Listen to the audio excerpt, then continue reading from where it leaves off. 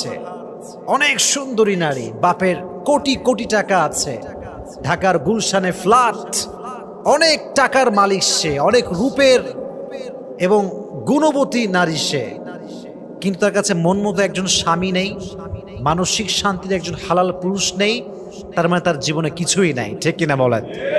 তাহলে বোঝা গেল স্বামীর জন্য স্ত্রী হচ্ছে বিশাল বড় নেয়ামত, আর স্ত্রীর জন্য স্বামী একদম সেম, দুটোই সেম। স্বামীর জন্য স্ত্রী নিয়ামত, স্ত্রীর জন্য স্বামীও নিয়ামত। এটা অনেক বড় দামি জিনিস। তো যখন কোনো স্বামী তার স্ত্রী কষ্ট দেয়, তার প্রথম যে আযাব তাকে ফেস করতে হয়, সবচেয়ে বড় আযাব এটাকে আমি মনে করি, সেটা হচ্ছে যখন কোনো হাজবেন্ড তার ওয়াইফকে হার্ট করে, উইলিংলি অথবা আনউইলিংলি, যখনই হার্ট করে, কষ্ট দেয়, আঘাত করে, সেই